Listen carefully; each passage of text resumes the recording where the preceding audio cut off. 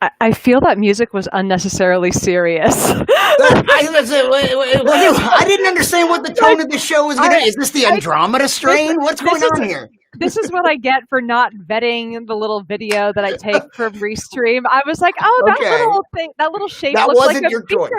That was, no, I mean, it was my, I did, hi audience. I fucked that one up. Like, so whatever you were expecting. Whatever you're expecting from that, I apologize because I'm just going to quickly greet our. Do I need to adjust my tone? Wait, because this is not the right tone for. It's guys. We are going to war with pseudoscience. We're taking on it's the Alex Jones version of taking on pseudo. We're taking on the reptilians who are promoting pseudoscience.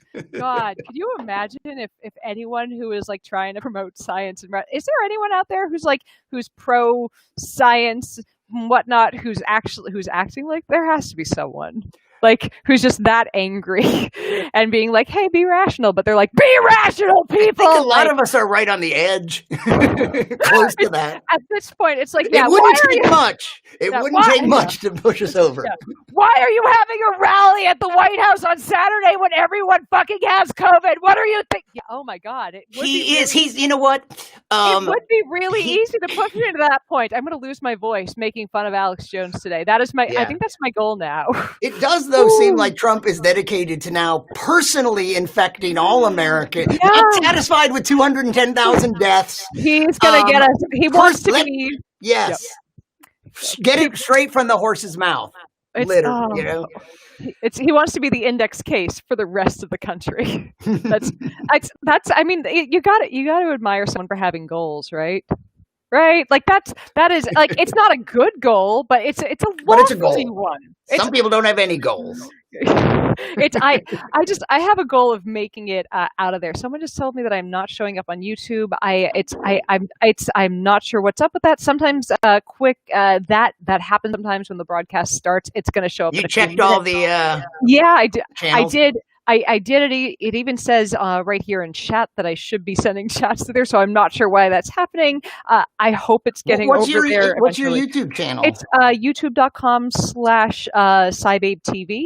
SciBabe TV. Yeah, I'm not. I don't know what's happening. I hope it's getting over there, but it's if we're not getting over there right now, then watch us on Facebook. Oh no, it's there now. No, it's okay. there. Cool. All right. I'm glad. Okay, wait. I got to stop it because now it's definitely playing. Okay, cool. There it is. You've got us. Anyways, you know what? I didn't see it at first either. Okay. And then I clicked on videos or something. It's there. Cool. It's nice to see. Hello, or people here. Watching. It's hello, folks watching us on YouTube. Like, comment, and subscribe. Anyways, was my face this red when we first connected? How did my face get this red so fast? I'm laughing. I guess. It could be that I just look incredibly pale from the amount of lighting. So and I'm not normally this is not the actual skin color I have in light. This is just somehow the combination of lighting. This is your skin color on TV. Yes, exactly. I'm wearing white face. I'm wearing and those white face. Your ears in real life. Those are your headphones. Yes, they are. They're very cute. I like my kitty cat ears. They're this way I don't have to keep banging. Like I realized I kept banging into a microphone every single. Like it's just this is untenable. I want my little kitty cat ears. That and they were on sale on Amazon is the other reason. So that's my favorite brand. Exactly, on sale on Amazon. It's the same with I have like a rotating lineup of tank top that cost $6.74 from Amazon. I'm really taking out all the stops. Yeah, I have a series of different colored T-shirts that I like. The T-shirt, get one in each color. Exactly. So I haven't taken the moment to introduce you. So it's to my lovely audience. This is Brian Malow, the science comedian, who I'm just meeting now too. We've known each other virtually for years, and now we're finally kind of meeting face to face. And we're the type of people who are speaking at skeptic conferences, and so somehow ships in the night. Paths didn't cross, yeah. Have never done this, so now we're like, you didn't go to Science Online. any of that conference that lasted for a few years? Nope. That would have been it's great. It's too bad it's defunct. Yeah. Yes, I feel like I get invited to like skeptic atheist things more than straight up science things because they're there's a lot of overlap. We've got a Venn diagram here that we'll be exploring tonight. It's funny because I think people look at us and go, well, they do the same thing. Why invite both? Right. I did some skeptic stuff, especially when I lived in the Bay Area. I'm in Raleigh now. I came from San Francisco before that. And I used to do some stuff like I knew the Bay Area skeptics and so I did some stuff with skeptics there, but largely I haven't really as much since, but I have a lot of overlap with atheists, skeptics, a group like that. And as we chit-chatted about earlier, like as Jews, it's kind of it's necessary. It's required that we're atheists. It's like, what is it? Like a free chance. Okay, wait. Are we done introducing me? What have we said? I don't even remember. Did we say Brian Malow, science comedian? Brian Malow, science comedian, not actual scientist, science enthusiast. No, so that is, it's kind of funny. So we ended up in a very similar career through very different paths. Yeah, well, so let's see, because you got your PhD. You got a PhD. No. You got you got a master's in what? In forensic science. Okay, so you got a science. I almost got a master's in TV production, but and I mean, all I had to do was not be tired of being in school for so long and getting overwhelmed by a video project and just finish the one project. You did everything else you had to do. And I had started my stand-up comedy career. So, but as an undergrad, I was pre-med because of my Jewish parents. I was science did come first. Science came first. I laugh because I feel you, child of my people. It's I know them feels. And my dad was an accountant, a very the measure of any success I would have in life would be on the spreadsheet. It's by the numbers, right? So dad like that, and both Jewish parents, and of course. So there was pressure for me to be pre-med. Even though I wanted to be a rock star, and I wrote lyrics to my friend's music, he played keyboards. We wrote some very good stuff. Didn't do enough with it. I mean, there's still time to go to med school. That's not they're both dead, and it wasn't my priority.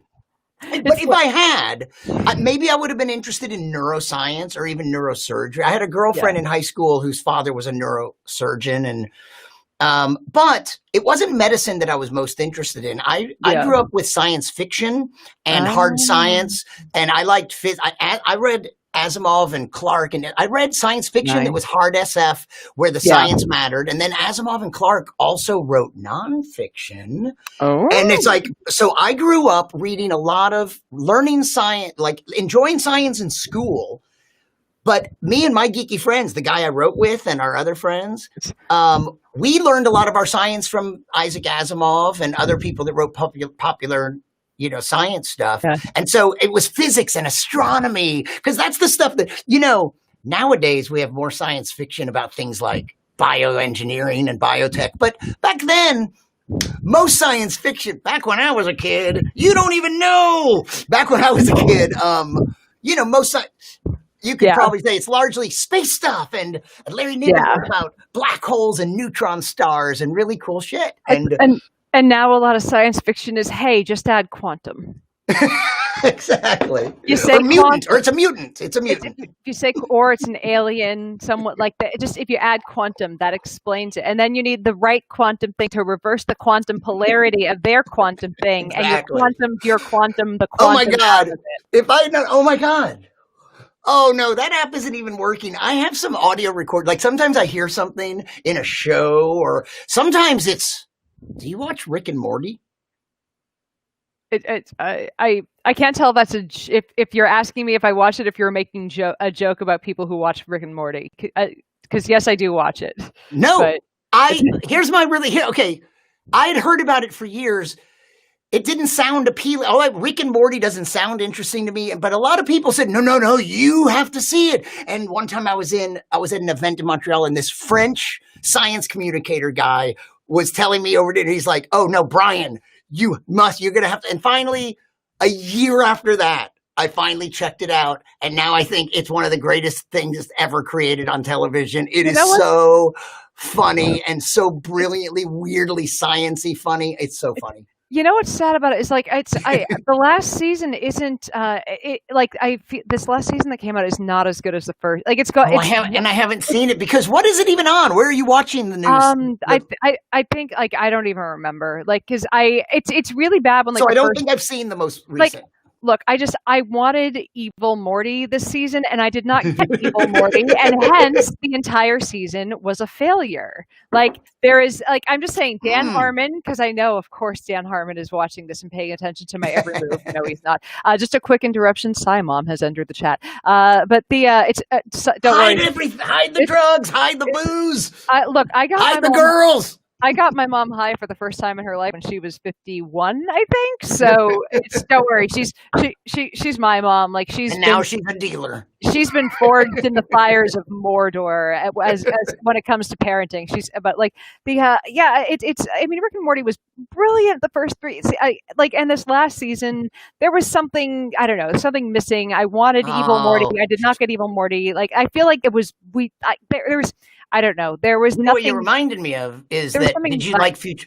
There's nothing. I feel like there was something missing that was so compelling. There was an element that was so deeply compelling when we went through Rick's like mindset the first few seasons. When we went through his depression, like the episode.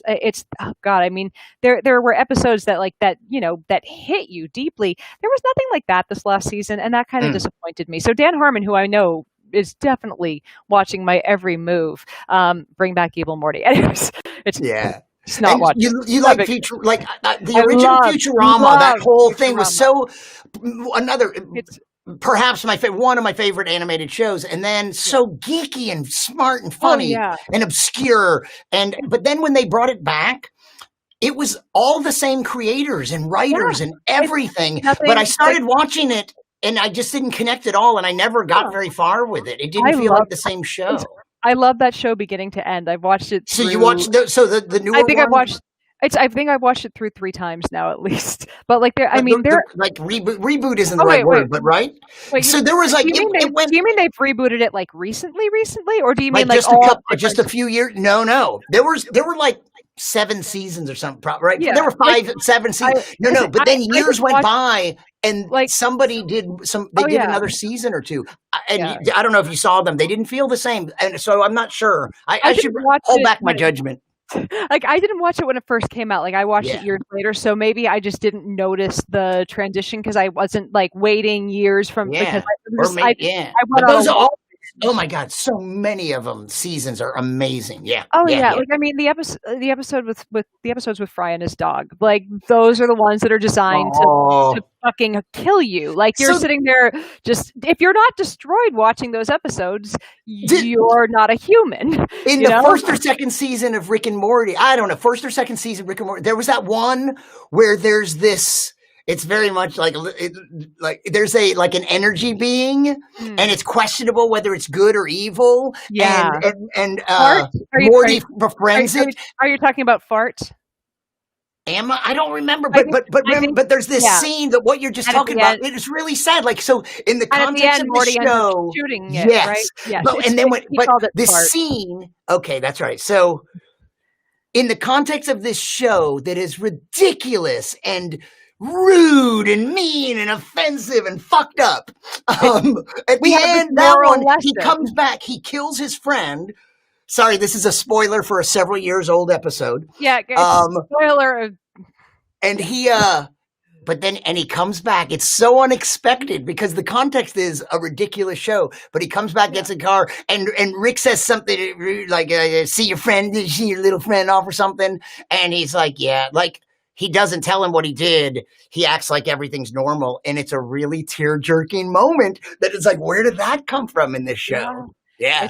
I mean, it's like I like that in the last few years, and I mean, I'm sure this has been out there for a long time, and maybe I just didn't see it, or maybe maybe the platform's evolving. But I love that cartoons are now being used for more for more adult themes. BoJack Horseman is probably my favorite thing that's come out on television in the last decade, and you couldn't. I've maybe seen an episode. It's really funny, huh? It's you It could looks never mind. funny. Funny does not cover it. Like Oh, the writing is so, like never you couldn't tell the story with it's not some of the things that happen in there you couldn't tell with humans acting it. So the fact that like there's especially like the last two seasons of it you need to like just well, if you watch nothing else on a friend's recommendation, watch BoJack Horseman. It is really? that good. You start Like, at the beginning. just sit there, Um, like the first season might feel a little like you're like I'm not sure what they're talking, but like by the last two you're like I need more episodes of this. Holy shit, what are they doing? It's so good. It to me at least, like as a writer, as a person who lives in Hollywood, and I get it, this is fucking cliche as shit, but as a person who lives in LA and deals with writers, and it's a very writery thing, and you're a comic, so it'll probably like resonate with you as a writery person, like it hits deep because there's so many things that are very true because it's a like the theme song tells the story of what it's about. It's a horse that had a famous TV show in the 90s. Like yeah, that's the classic thing. story. And it's it's this guy who has like he's at this point famous for having been famous, and is these struggles of person trying to find out who they are after being famous, and all the people that are his enablers and people holding him up. And it's interesting watching all the other people around him getting that are like I feel like by the end, like I like all the other characters around him, or I've gotten more into the stories of the other characters around him, which is interesting. Okay. So I know that I saw like maybe an episode. I did think it was really weird and funny. But let me ask you something. Do you have any feelings about like I was saying at some point in the past 17 minutes that sometimes I record like you were like mocking ridiculous science things, like add quantum to it. And sometimes I hear something, especially in a science fiction show, and I'll record it, and I have little sound bites. So, and I also have a couple little sound bites from Rick and Morty. But I don't know if can we play? Do you have any issue with copyright stuff on this Facebook live stream, or No, do you know what I'm talking about? I don't think anyone's going to sue me for copyright. I don't think so either. I'm not getting advertising money from this. I am getting Patreon money / if you guys want to help support the show, you can send me stars directly on Facebook. I appreciate it very much. 1 star is 1 penny. So y'all throwing stars into the stream are helping keep the Psy pets safe and vaccinated. Also, if you just quickly plugging the Patreon, over on Patreon we do an extra live stream every month. That's just because it's a tiny little group of us. It's me hanging out with you guys for a couple of hours, answering questions, being goofy, and of course saying things that I won't even say out here. And of course, if you want to help out, you can also make a one-time donation over at PayPal. Anyways, all those links are in the description of this. Anyways, back to what we were chit-chatting about. But while you're let's pimp me for a second, because you very smart people with good taste that watch this program and are fans of the Psy Babe, I think, and support her Patreon and listen to her podcast, which is all of my fans are my podcast, 2 Girls, 1 Mic, the porncast. All of my fans are smart, discerning, and did I mention sexy, and incredibly savvy about what they'd like. So of course they'd like Brian Malow. So my handle everywhere is Science Comedian. I'm on Twitter and Instagram, and my Instagram's a little weird because one of the things I do there is I'm part of a community of people that are into stereo photography, 3D photography. Most of us having been inspired by Brian May, the guitarist of Queen, who completed his PhD at about the age of 60, some 12 years ago or so. So he's an astrophysicist, the guitarist of Queen. He wrote We Will Rock You and Fat Bottom Girls and Tie Your Mother Down. And he's an animal rights activist. And since he was a kid, he was into 3D and stereo photography. He got money and success. He started collecting the antique cards from the 1850s. He acquired the London Stereoscopic Company that existed in the 1850s. And they put out, for 10 years or so, they've been putting out stereo content and evangelizing classic stereo photography. So nice. I have a stereo camera in the other.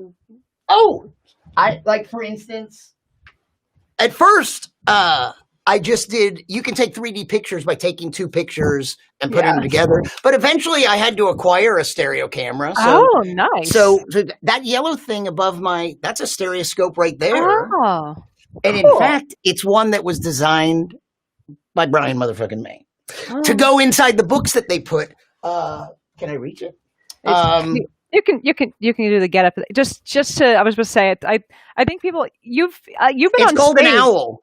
You've been on stage with Queen before, right? For it's like this is one thing that I saw on your profile once. I saw that. You understand that my reaction to that was, "You son of a bitch!" Like I was happy for you, but I was also like, "You son of a bitch!" Because the Queen, because like Brian May was one amazing part of this whole thing. But why are you saying? Are you a Queen fan? Yeah. How about this though? That was so cool. When I was in junior high and high, we used to call it junior high. I know you have middle school now, but we called it junior high. I'm 37. How old do you think?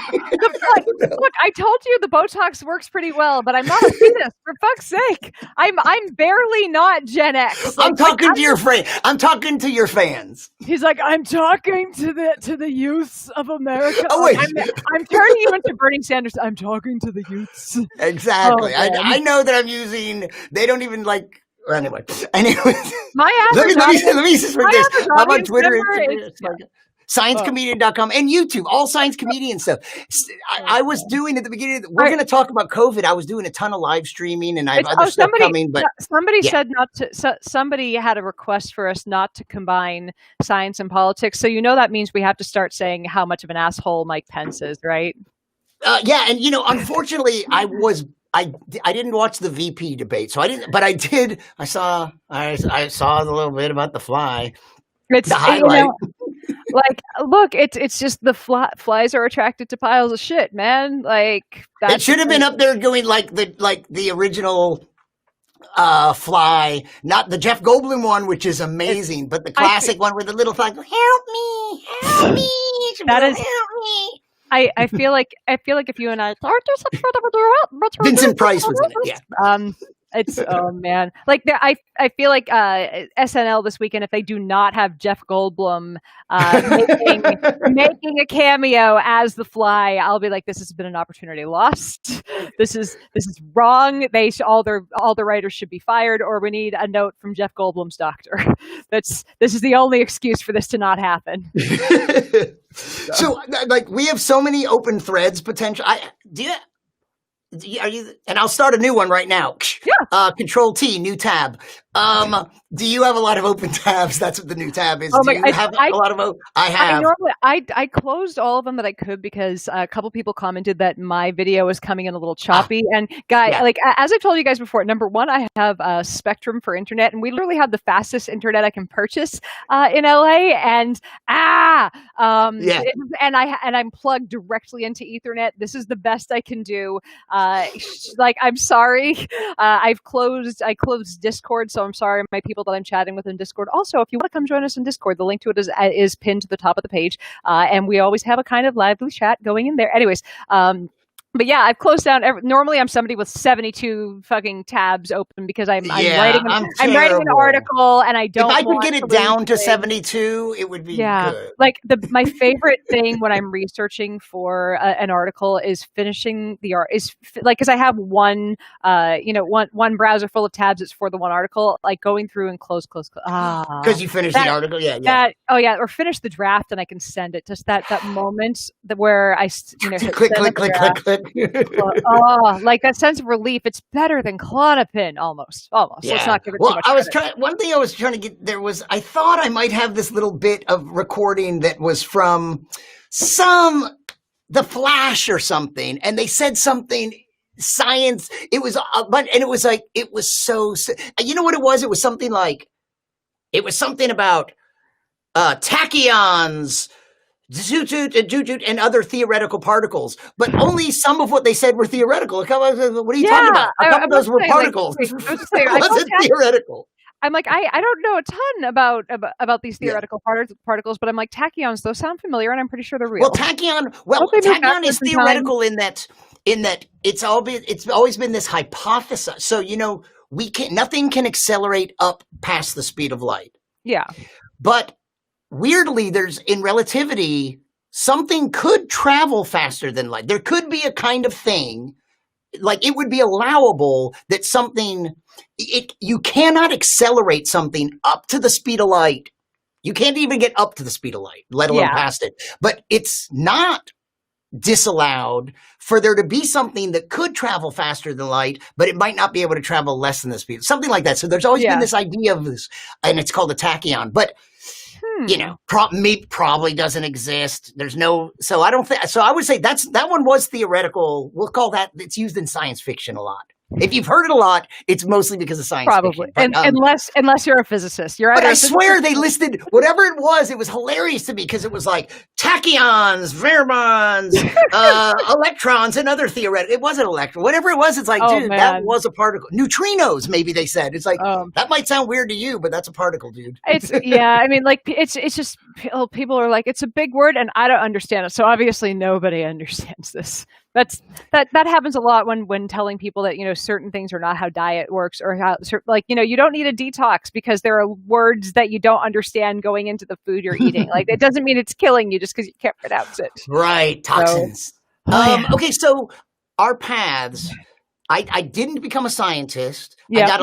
I actually got a liberal arts undergrad within which I took a lot of science. Then I got video production skills in grad school, and then I became a comedian. But then it was always geeky because the science came first. So I was always doing geeky stuff forever until I came up with the phrase science comedian. And I was like, and I looked up science. I like saying it this way. I looked up sciencecomedian.com. The .com was available, which I thought is either a really good sign or a really bad sign, like it's useless real estate. But that crystallized it. I was like, out, right? That's what I do. And it's not like I calculatedly became it. It was like, oh, that is what I do. If I cut a little bit of this other shit away, science comedian, that's what I already do. So that opened the door to science communication stuff. And so then I would give science communication talks and it kind of and then vid science video, and I already had video background. So it was natural to do all this. Eventually I moved to Raleigh to work at a science museum where I would host talks. So my gig I'm living in San Francisco for like 17 years. As a freelancer, my whole career. Yeah. And because of people I met here and because of the Science Online conference and a couple other connections, they asked, hey, we're opening a new wing to an established museum here in Raleigh. And it sounded neat. And I liked the people. But then I was like, I'm going to move to North Carolina. Whoever thought of moving to North Carolina? I live in San Francisco. Why would I move to North Carolina? But do you get to hang out with Katie Mack, though?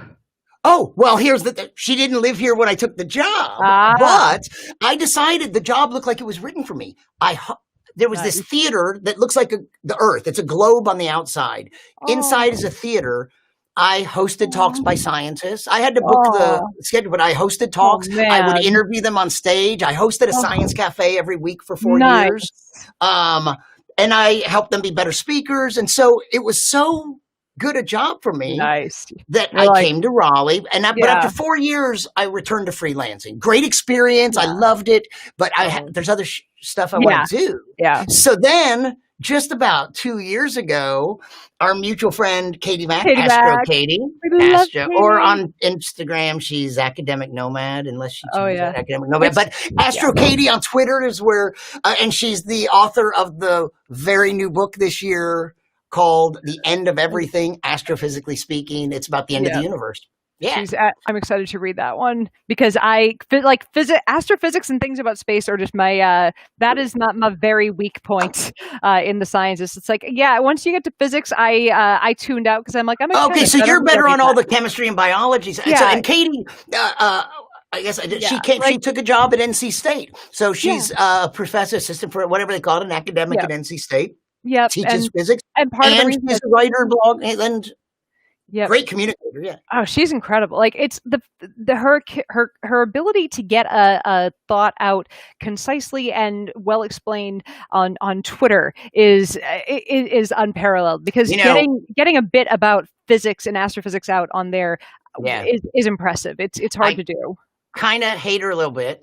I'm friends because she's so good. She on Twitter. She's so good. because so first of all, she can work with the succinct one tweet, but she often does these nice threads as well. But And she can work with the actual one tweet medium beautifully. She could do it when it was and then she does these threads. She can. Exactly, even shorter ones. And she's like, so she's a very good science communicator, but sometimes it's also really poetic, and she's fucking funny, and like sarcastic, she's just very sharply funny, and like funnier than me, and I'm a comedian. This is why I have to hate her. She reminds me of one of the girls I went to grad school with, Susan, who we would say she's stealth funny, like because she was the one who was quiet, studious, or not like she was more studious than the rest of us who were idiots, and all of a sudden she would just land one that you were like. God fucking damn it! You're funnier than all of us. How dare you? But and that's Katie. Is just all of a sudden just she's. Got I know it's a funny thing to say, but she has a tweet that is fairly well known. Articles have been written about it. Quick interruption. Somebody asked to link to her Twitter. It's at AstroKatie. At AstroKatie, Katie. Yep. One know how fun it is, AstroKatie. And you know what? Some people that don't think they know, you may have crossed paths with this tweet, because one time a few years ago somebody told her she said something.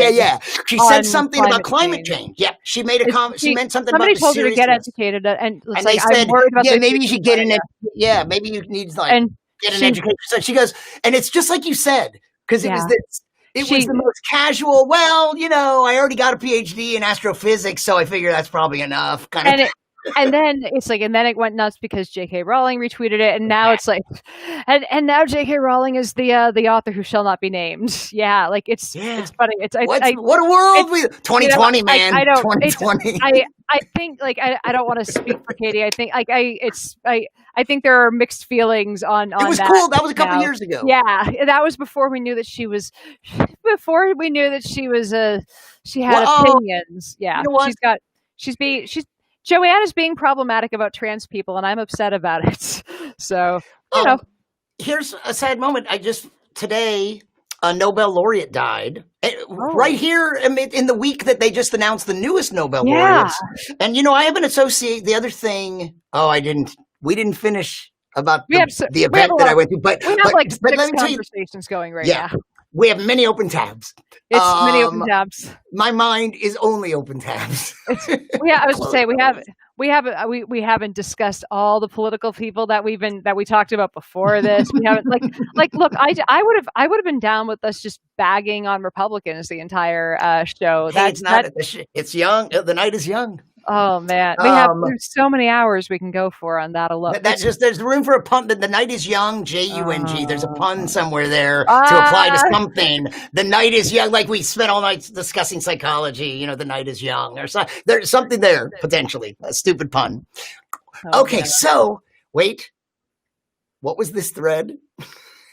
Where were we? We were talking about Katie. I just wanted to mention a Nobel laureate died today, and. Yeah.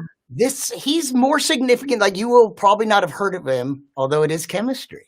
His name's Mario Molina. I know the name. Mexico. I know the name. I need my brain jogged on the. So in maybe the 1960s, the end of the 60s, he co-authored a paper that was new research that showed that chlorofluorocarbons were destroying the ozone layer, and all the chemical companies. Hogwash, tried to fight it and everything, but it took a period of decades. But he didn't only publish the paper. He worked hard to not let it disappear. And because the thing is, I think I just saw this fact in a story that at that time, on average, people had in their houses about 15 products that had chlorofluorocarbons. So it's not a small problem. It's like everyone had them. Yeah, like all kinds of products, and they would break down. And so, but he also did the social part to make. He stuck with the issue through to some legislation a couple decades later. And I saw in an article about him today and he was only 77. It said that perhaps no one human has single-handedly done as much to fight climate change as that change. That was a very important change, and it did change. And that's one thing we did. And can we do it with some other stuff? And I was like, I just met. I take part in this event each summer, the Lindau Nobel Laureate meeting, where I go to Germany and I get to interview Nobel laureates and young scientists that are there to be mentored from them. You fancy fucker. And this year, and that's even the shorthand of it. It's kind of, but this summer it had to be virtual, so I moderated a panel that he was on. Oh yeah, and also Stephen Chu, former Nobel Prize-winning physicist who was Secretary of Energy under Obama for 4 years. And Brian Schmidt, an astrophysicist in Australia, friend of Katie Max, who his Nobel Prize is for like the discovery that it basically has to do with dark energy. The fact that surprisingly, not only is the universe not contracting, it's expanding at an accelerating rate, and dark energy. So a pretty fundamental one. Anyway, I got to moderate virtually a panel, and Melina, we had a funny moment too, because at some point during it, and this is like in June or July, early in our all doing Zoom things. Yeah, right. During it, there was a part where we go to him and there's a barking dog, and he actually said, "Excuse me," and he gets up and he leaves the shot, and he went and we went on and did something else, and I came back to him, and I didn't have to, but I was like, did it all work out with your dogs? Kind of thing. And I was glad that it wasn't live. They could have edited it out, but they left it in. It was a nice, real human. Yeah, we're interviewing Nobel laureates, but the dog is barking. Everyone's got their sweet little poop. I'm living totally alone. So when we talk about the pandemic, I don't even have a pet, let alone a husband. You have a husband, right? Is that the husband or the dog? They do look so much alike. No, I have a dog, 3 cats, and 9 roommates, including my husband. What do you live in? A hotel? I live in a hippie commune in the USC area. Are you serious? Yeah. What is the layout like architecturally? Are there multiple units, or it's one building? What is it? It's like a big old Victorian mansion, basically, and I'm in my husband and I have like the entire we're working on converting the attic, and so here's been and to my listeners who have heard this story already, now's a good time to take a pee break if you don't want to hear me describe this again. This sounds very cool. Me and many friends have fantasized about ultimately ending up in a sort of commune. You don't want to know what happened when we moved in, and this was a place formerly occupied by a hoarder. We extricated a family of possums. We found jars of urine. There was a little room that was left kind of open to the outside. There were bird eggs in there. Life began and ended in that room, Brian. I've seen things like there was a closet. So the man who lived up here, he was kind of infirmed. He was at the point where he could not control his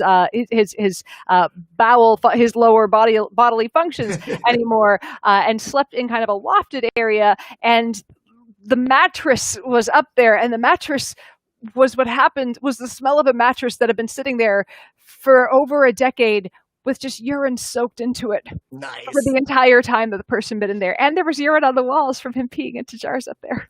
I cleaned all that. I wore a hazmat suit. I wanted to bleach. Anyways, I have seen things in order to get this 1,500 square feet for not very much rent, but it took work, and we're still, as you can see, we're still, the way I pictured it, I never imagined like a Victorian mansion. I always imagined like if there was a piece of land that someone had in West Texas or somewhere out somewhere, how you have a commune. And then you'd have, it's like you wouldn't all live in one building. Joey lives over there in that little house. There's the carriage house, and like one person lives in there because it's like there's the wood shop, and there's like one room above there, so like one person lives in it. But like this is just like it was one I think there was an addition built onto the house in the 1930s, so like that's why it's like so huge. But I mean, like we're not living here communally. Like it's not a cult. It's just the people who The people who, Yes. yeah, I mean, it's early in the pandemic. Who knows how weird this is going to get? But the people who bought the house, they wanted lower priced housing for for artists and for people in LA who needed to not pay LA prices for housing, and so a lot of people in the house are struggling artists and whatnot. And me being a freelancer in a pandemic, that would be me right Exactly. now. Yeah, And exactly. and it's interesting, like right now, two of the owners have passed away, and the two that are left, they're working on putting the house into a trust so the people who live here can it can just be in perpetuity and ownership of the people who it's really neat what the owners of the house have done. So That's cool. it's like we lucked out on landing in a place that was infested with possums. And where are you? It's USC area. So I mean, we are like you go like 2 blocks in the wrong direction and you're in a bad neighborhood, but we are in an oddly safe neighborhood for being right in the middle of LA. Like when all of the protests were going on, like you could hear cop cars and the helicopters nonstop, but at the same time, you're like you're in this little island of safety right in downtown. I did live in Los Angeles for 3 years, and I lived in Hollywood, right in Hollywood, on Franklin. Between Highland and Cahuenga. I know exactly where you are. Right, like walk down, and there was the Chinese theater. Yeah. And there was an apartment. You know what? There was a building. It was like a condo building or something, and I lived there for a few years. And one of my neighbors for a brief time was a niece of Sheila E. Oh. I mean, which is a stupid thing to say if you live in Los Angeles, because everyone can say a better story than niece of Sheila E. in Los Angeles. One of our roommates is in the Bengals. Really? We have is she Susanna Hoffs? No. So the original bass player was Annette Zelinskas, and she left, and Mickey Steele took over, and now Mickey Steele is not playing with them, and Annette is playing with them again, and Annette is my roommate. Nice. Yeah. So there is. I live in LA, and I have a Bengal for a roommate. I was just telling someone. So here's a little story. My best friend. I started my comedy career, born in Chicago. Raised in Texas, went to California, then went to North Carolina. So I don't even know what this means as a Jew, but I know it's significant to some of you. I hear it's the way that you stop the devil from taking your penis in your sleep. I don't know. I'm not exactly sure. What does he take from women? It's our virtue. And men don't even have that. That's why they take the penis. If you had virtue, we came for your virtue, but we had to take the penis. Men and virtue. This is a little known fact. Virtue is actually penis shaped. That's why the connection there. But I born in Chicago, but raised in Texas, Houston mostly, went to Austin and the University of Texas. And then that's where I started my comedy career. So I befriended a guy, Tom Hester, is a very funny comic and a gay comic. But he's out. I'm not outing him right here, so it's not that exciting. But so there was this period where we were roommates in Austin, and then we moved to LA together, and I'm straight. But we used to have a lot of great jokes. Like, I can say I'm not gay, but my live-in male companion is. And it was literally true. It's an old joke, but it was literally true. And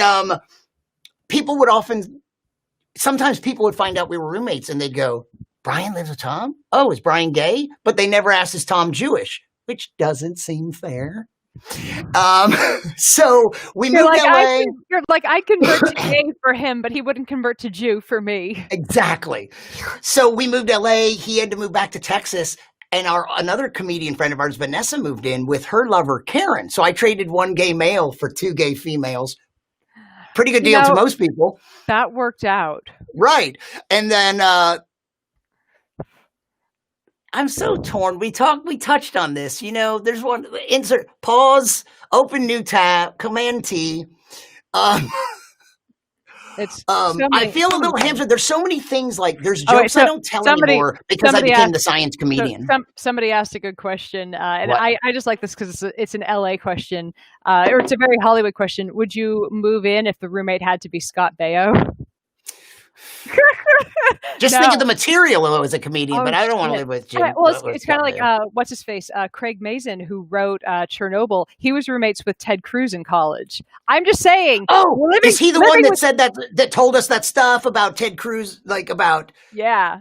Yeah. So I'm Yeah, just saying, living with Ted Cruz fucked this man up enough. He gave this man the damage he needed to write an amazing miniseries. Okay. So what I'm saying is all writers should go deal with Ted Cruz for 2 weeks and we could get the next Citizen Kane. exactly. I don't know if Scott Baio will get you there, but so when I traded my old friend Vanessa, her lover Karen, her brother. So here's a LA connection. So my roommate's brother. His name, he died young, tragically in an accident, I think. And his name was Fred Sturr. He did stop motion animation. Oh. Do you ever see the video, these videos by Tool, the Sober video? Yes. You know the one? It's stop action, creepy little creature made of wire and rags. Yeah. And he opens there's a pipe he opens and he touches it. Meat is going by and he made that video. Oh, wow. He went to art school with Maynard from Tool. And then they also made the prison sex video together. And he did a bunch of he was amazing, but he died. I'll bet he wasn't even 30. I'll bet he was late 20s. And he was massively talented. But what was that tab I was opening? Oh yeah, I was going to say that I feel like a hamstrung by, once I became the science comedian and started working for government agencies and nonprofits and stuff, it's like I don't do some of the same material. There's things we could talk about here that I don't do on stage at my gigs. Yeah, there are certain jokes that I'm like, all right, what can I do in my live stream that people will be like, we can forgive this because this was off the cuff that like I will not do like when I'm presenting to agricultural groups, which I really don't do anymore because they invite Trump to speak at their conference. Like, oh yeah, Trump has spoken at a conference twice now that I used to speak at. So yeah, that's a group that doesn't like me anymore. They've changed their messaging. The messaging is now we don't like making money. I think we want people to buy their soybeans from China. I think is the messaging now. I don't know. Yeah. I'm out of the loop. I don't know what's happening. But it has been an interesting week since I just like we gotta talk to the audience, not just about us, but what's happening in the world. Let's go. Yeah. What else we got? Control T. Okay, let me. Okay, the thing that happened in the Brian May thing, we got to wrap that thread up at some point.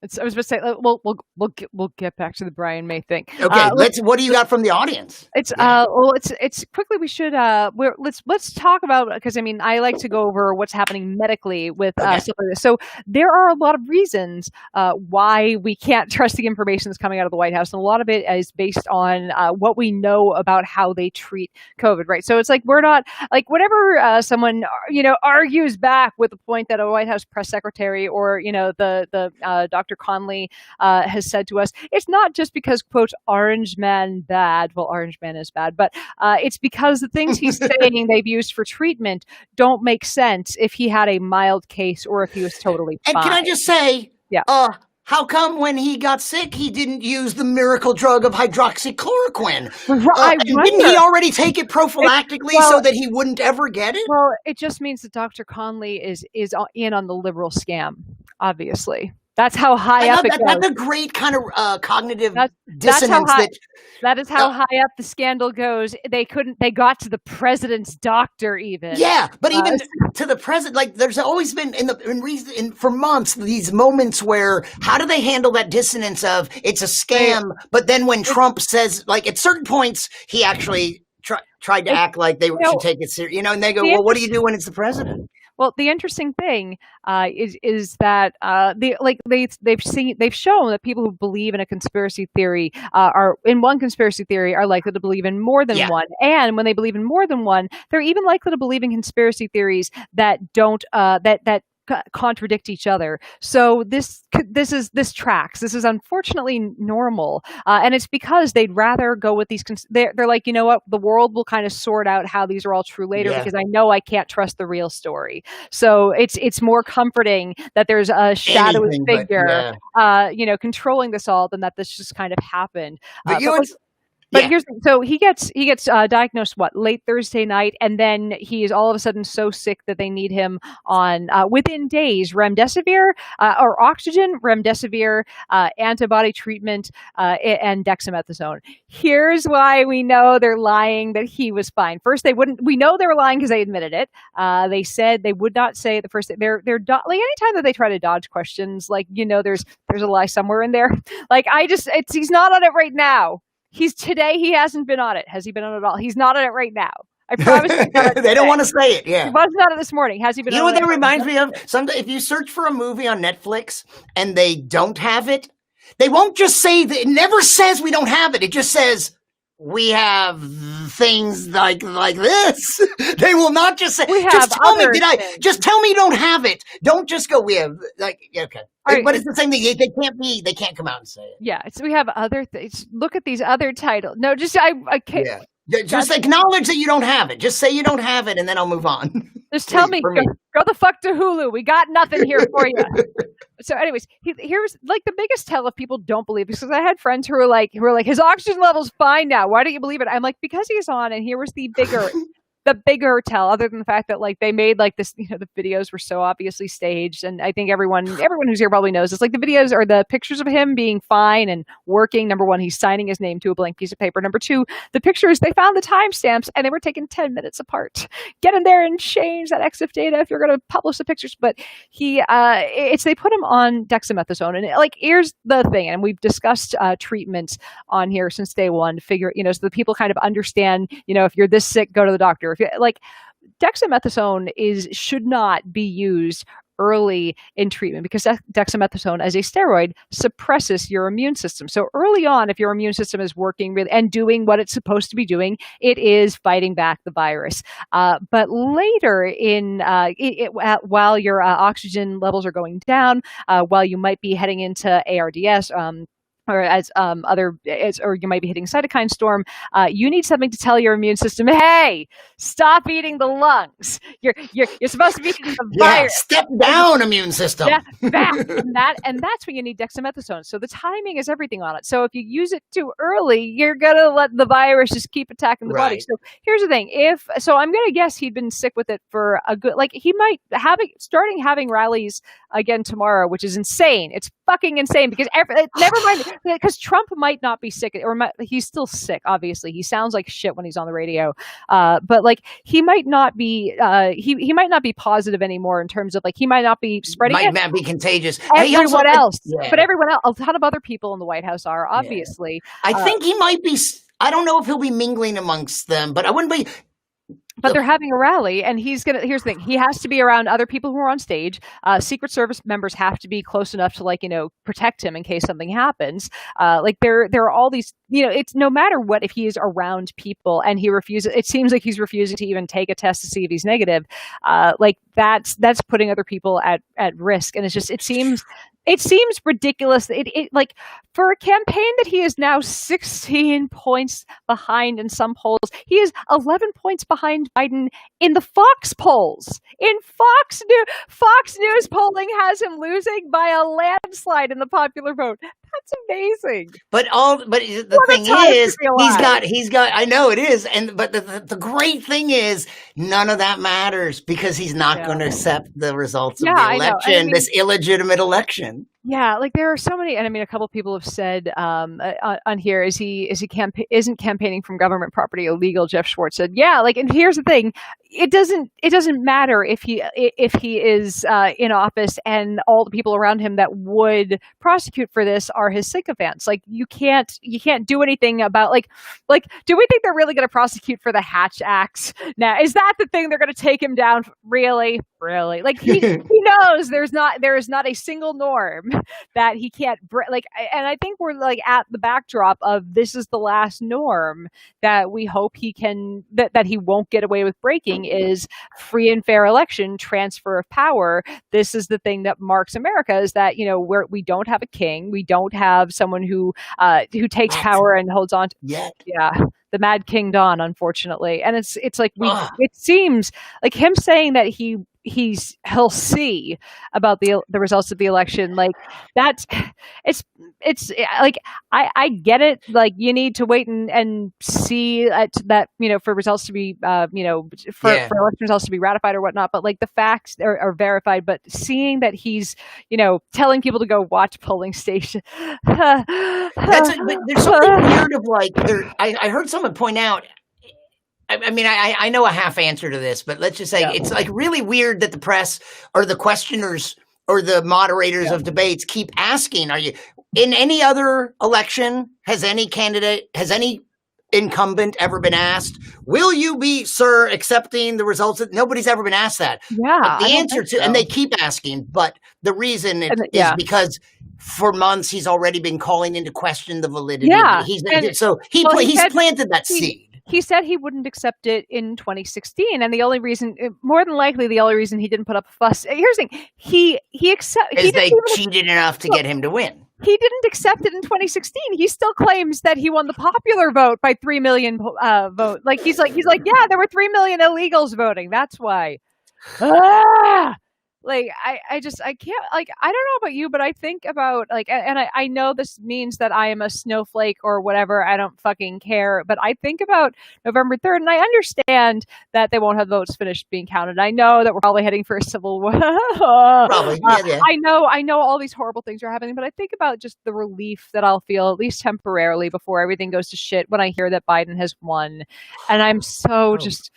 the thought I'm afraid to be optimistic. Like, I mean, I got optimistic for 5 minutes when I heard that Trump had COVID, man. I'm not gonna lie about that. Like, just seeing, like, I did too, but then I heard Mitch didn't have it. He's like, I mean, here's the thing. I think part of his erratic behavior this week, like, have you ever been on corticosteroids, on steroids like this for a health issue before? Maybe, yeah.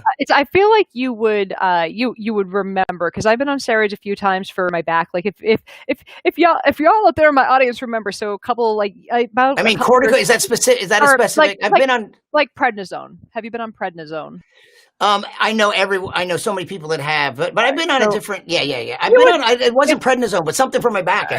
You might. Here's the thing: like, it makes you, you're hungry, you're horny, you're angry, you want to eat all the time, and the worst part of it is you cannot fucking sleep. Like, it makes you so energetic. Like, the worst part a couple of years ago with Reason Rally. I was on it for my back during Reason Rally, so it was like steroids in the morning for my back, Ambien and pot edibles at night to put me to sleep. Like, it was awful. Like, I felt it was the worst. And I see Trump on these, like, you're energetic in a way that you cannot put a lid. You can't control the direction of the energy. And that's like, I'd say that's how it differs from Adderall. Like, when you take an Adderall, you're like, you can focus that energy in one direction.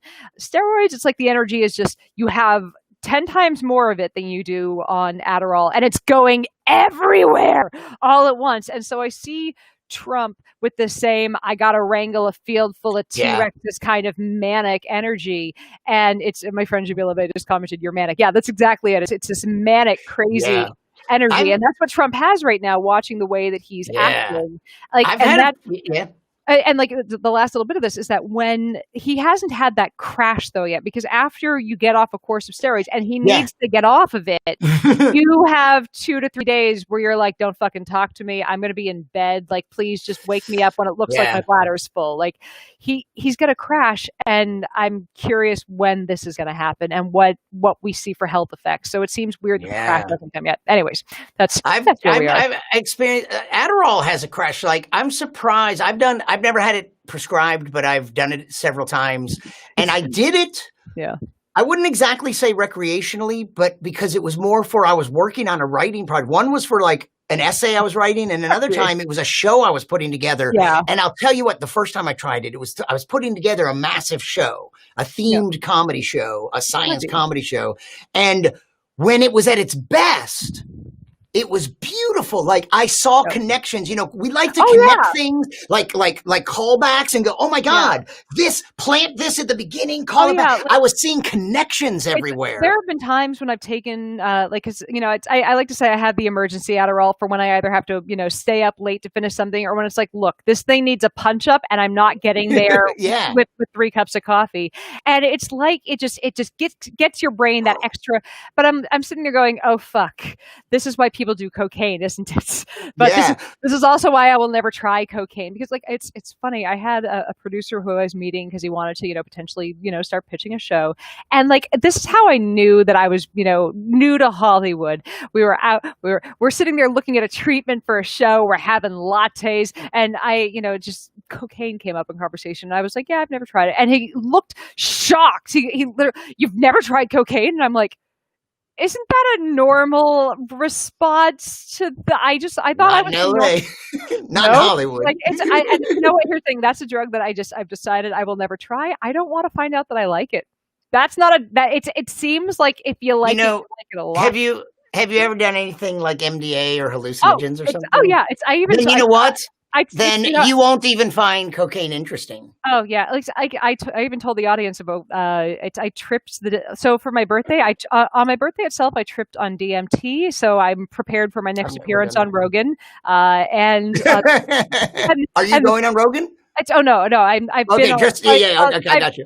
I've been on it before, so I'm joking Okay. about, you know, Yeah, the yeah, next yeah. You time just he's meant to, gonna yeah. he's not calling me back again. Yeah, I'm not controversial enough. But it's what You was I gonna can say? be. It's don't. I'll yeah Oh, I'll but do something. But when I was what was I going to say? I totally lost my. So next day I did mushrooms, and that was a fun 6 hours of exploring my brain. At one point I remember becoming very aware of the fact that I had limbs, and I had to remember how to use them. And I remember as I'm walking and like picking up my legs to walk to the bathroom, I walked past my cat, and I said to her, "I'm like, you're a very smart girl. You have 4 of these. You know how to use them." So that was mushrooms. Here's an old joke that I don't tell anymore. That in talking about drug and like alcohol, pot, drug jokes, and I go, if you've ever done a hallucinogen, from what I've heard, you would swear that people can tell that you're on it. But I walked right past a 2-headed cop, and he had no idea. Well done. Well done. But Adderall though, I was working on this essay in a hotel room, up into the morning, overnight. My wife at the time sleeping in the hotel bed while I worked on. And when it was good, it was good. When the Adderall, when you start to come down, I started it was not productive. It was like I'd get hyper focused on one sentence or phrase, and I'm like, and it's like, and then you're like, this isn't good. Like it was flowing before, and now I'm stuck on the perfect word. And it's like, okay, it's not productive anymore. You're like, point. Why are the gears gummed up again? I need. What about? It was magical. It was like any movie where some magic power, and all of a sudden it's not working. It's like I think the people who wrote the movie Limitless, the Bradley Cooper, I think they were thinking, so what happens if Adderall is really, really, really good? Let's make Adderall like make you speak languages and make you attractive. And I think they were thinking Adderall but better. Like, well, these drugs in my experience is like I've experienced with hallucinogens and things, and they do. It's hard to know, but you can't help but think that words like mind expanding and what are the other kinds of words are not inaccurate, and you go, wow, I don't know what's going on here, but it does things in a different way, definitely. You know what, I know someone with ADHD who, when he was very young, his teachers who were evaluating him said he was uneducable. And when he was diagnosed with ADHD, after he was diagnosed and medicated properly, he was recruited by Stanford and then MIT for undergrad and then for med school. Like this is like, and I mean, the question is what is like the question goes, what, like, I believe he was, had IQ tests before and after, and his IQ ostensibly jumped by 30 points. So the question is, what does IQ mean even? What is your brain? Was his brain and I mean, I think that's interesting about these drugs, that because he didn't suddenly get new knowledge between those two times. And his brain just became, and it's like, there was a like that chemical imbalance, and I don't know if that's how we're looking. I don't. If someone Right. listening to this is sitting there going, "It's not how we look at it now," I apologize. But that whatever the chemical imbalance or whatever the thing is that causes ADHD, it's interesting that managing that caused him to be able to go from someone who was declared uneducable to being a doctor who's doing really, really Yeah. well in his field. And I think it's amazing to see that. So saying it's mood altering, it's not just letting you do Mind altering. right, or mind. Yeah. It's Mind mind expanding even. mind expanding. Yeah, it's like I look at it and go, what what is this doing to her? How is this? This is I think it's incredible as well to do that. And there's something I thought that I have a friend who he's into some music, like classical music and obscure stuff, types of music that for me are challenging, that I would never like on the first listen, but maybe if I listened to them hard enough, I would get to appreciate them. But I think his natural mind is able to appreciate a kind of music that only with chemical alteration do I suddenly go, I get this. And you know what? Do you know what I mean? It's like, and where I feel like, I think that just in some way, it gives me something that his brain already, his chemical wash and physical art, whatever it is, that he already can appreciate this. And with a little boost, I can achieve a state where it's like, oh, yeah, I see what's good here. One example is, I love the Beatles. I love the White Album. It's the first album that was in our house when I was growing up. So in a way, the White Album goes very deep for me. That so many songs, but there's one track, Revolution Number 9. Do you know what it is? It's this experimental John Lennon, Yoko Ono sound thing. It's not really a song. The experimental stuff makes so much more sense when you're and I had never liked nothing. It was like, what? Never. Yeah. And one time, in a situation, I heard it when it came on. It just made perfect sense. It was just like I was able to. I feel like I was receptive to what they were trying. Like, why? How come it sounded neat to them? Like these weird things stuck together. Why they put these things together this way and said, yes, it's finished. It made sense that time. In the dimension that their brain was in when they made this, that this is how the music was supposed to sound. And you entered that dimension. It's kind of like the one time I did ecstasy, I saw the light of the universe shining out of my cat's ass. And I realized it's not that I hallucinated that. It's that the ecstasy allowed me to see the light.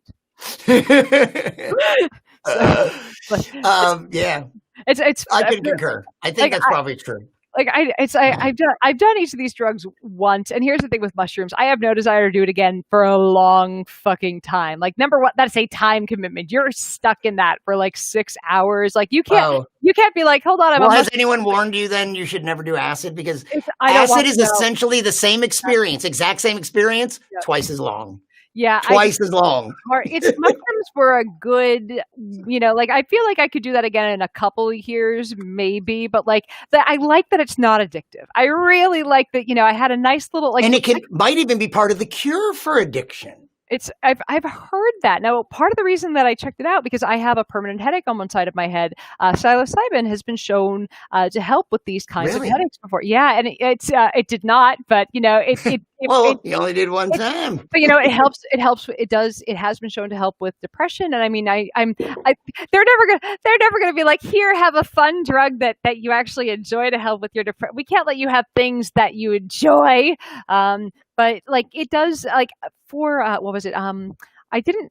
It's funny because I've done each of these with my husband, and like after doing ecstasy, like he had a hard crash after that one. I felt great afterwards. Like my mood was, and I was in the middle of I deal with depression, and my mood was elevated for a few weeks. Mushrooms, man, mood was way, and we did. No, my mood was the same. Like for me, whatever reason after these, my mood crash?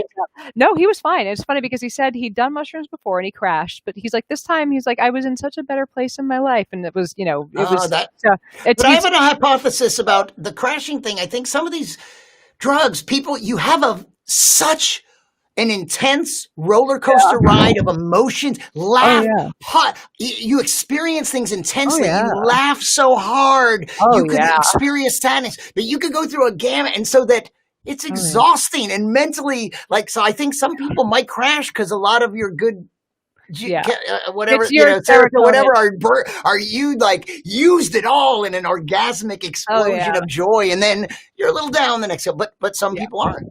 Yeah, I mean, like I said, it is for me a mentally tiring, because you're like, the next day for me, I was like, what was that? Like, it's just sitting there going, the colors look so interesting, and what was the original music in my brain? And like, I was doing like an autopsy of the day. The next few days, I'm like, where did my brain? I see why they call it a trip, because my brain went places without my body. Yeah. Was like, I remember at one point, like, I did something that I felt was the most like idiot person tripping moment. Like I got in the hallway of the second floor of my house, and I saw what looked like the hallway like arcing, like the walls were warping, and I just like leaned against the wall and just kind of stared at it for like minutes, and I'm like, I look like a moron if anyone looks at me right now. But yeah, that was a fun time. That was a good. I will never say that was. I will. Somebody said maybe shrooms cure COVID too. We should send them to the White House, because they're having. That could not make things weirder. Everyone there's got COVID. We could use that as a test case. I don't think anything could get weirder if they were all. This isn't the kind of American exceptionalism that we thought we were talking about, is it? That's all this shit. Like, no other country, does any other country have and then he still comes out going, it's not a big deal. No big deal. In particular, if you have literally the world's best 24-hour healthcare around you at all times for no cost. It's no big deal. I wish I had like any, fuck that guy, man. Just fuck him in the neck with a cactus. I wish I had anything marginally nicer to say. Is that a phrase?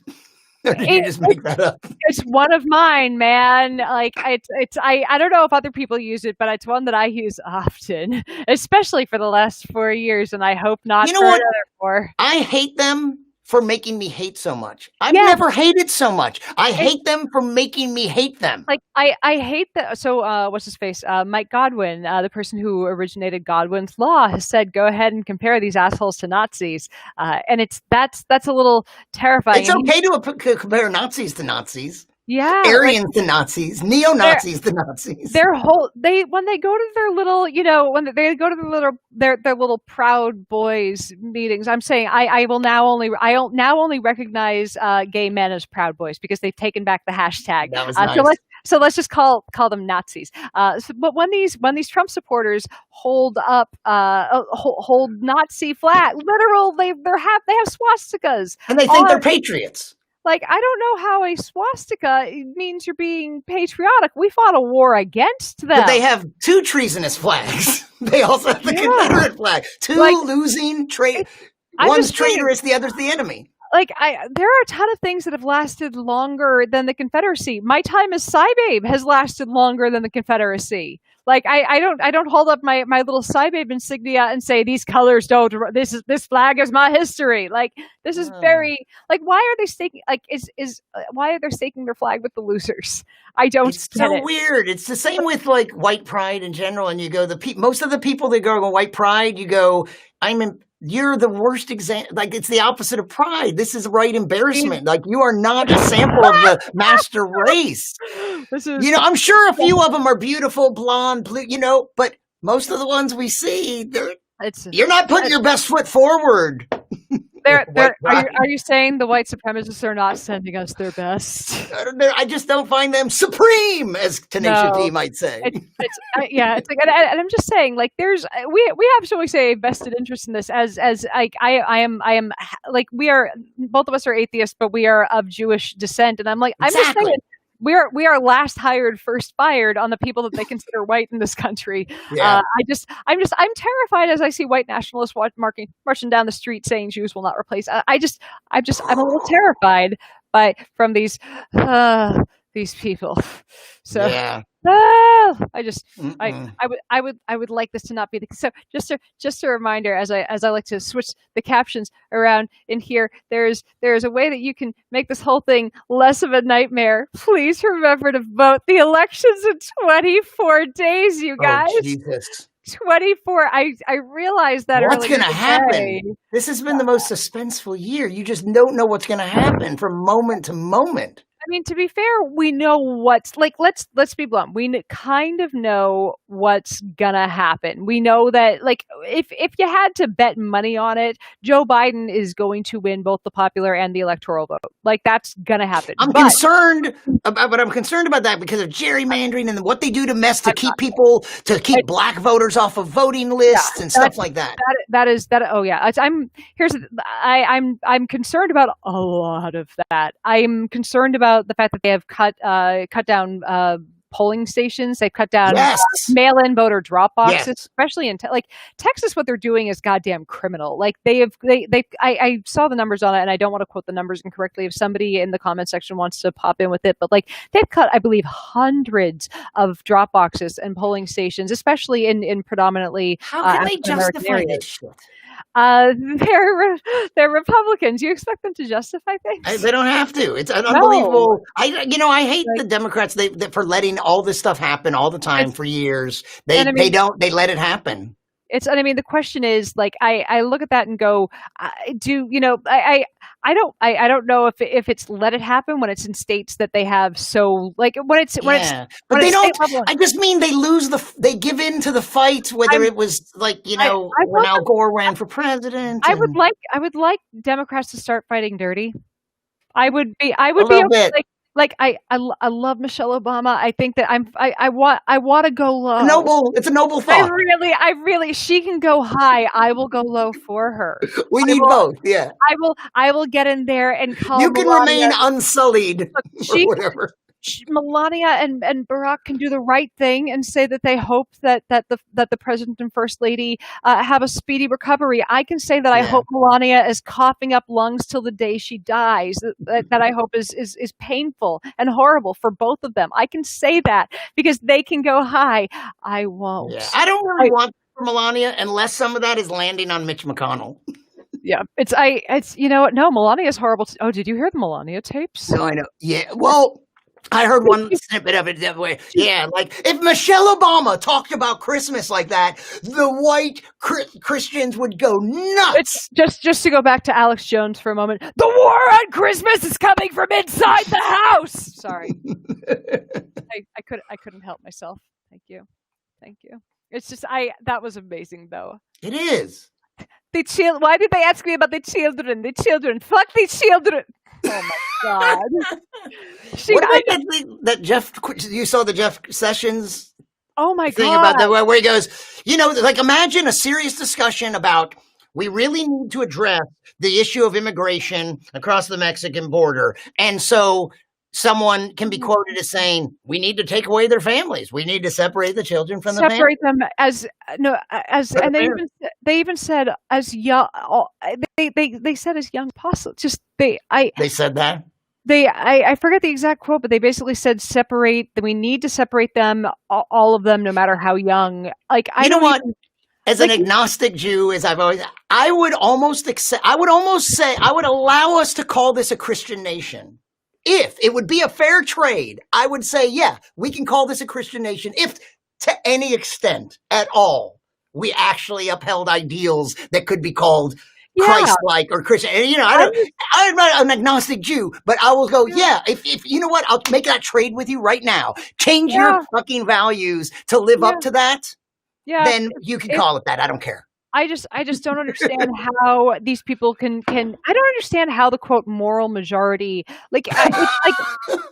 quote moral majority. Like, number one, they're not moral. Number two, they're definitely not. That's just good majority. PR. Just like all the PR companies that are, the chemical front, those front agencies that are like for a cleaner America, and they're actually front organizations for the industry. Yeah, that kind. Oh yeah, Astro's moral majority is that. It's a focus on the family, and they're really just focusing on your uterus. Like, They just got the .com first. Oh my God. I look at these people and and here's the thing, like you want to say what's wrong with you, but then you know that, like, as has been said over and over again, the cruelty is the point. And it's just, I was raised Catholic, and I'm obviously, I've said it over and over again, not religious anymore, but like that there's a thing that sticks with you, or at least I would hope did. And it's, try to make the laws as though you don't know what position in society you're going to be born into, right? Like you could, it's like you're you're pre-born and you're just setting rules how they're going to, like, you don't know what's just a few hours ago I read you should vote for the laws that would make the world better for the most vulnerable person you know, which is essentially what you just said. Exactly. It's like you don't know what you're going to be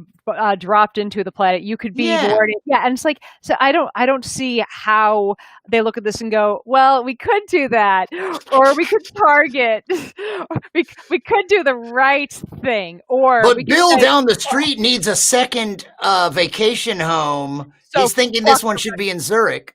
So fuck the refugee. Like, it's just, I thought, I mean, I've said this on here before. Like, you and I are both of Jewish descent. I'm guessing your family migrated over here to escape awfulness in Eastern Europe, give or take. Like, and I mean that seems to be a Russian lot of and Polish Jews. Same. Ended up in Chicago. I think came through New York. Yep, I think it was Russian, and like depending on the day of the week in the war, it was either Polish, Russian, or Belarusian, or Belarusian. But yeah, that same came over around the turn of the century, about 100 years ago.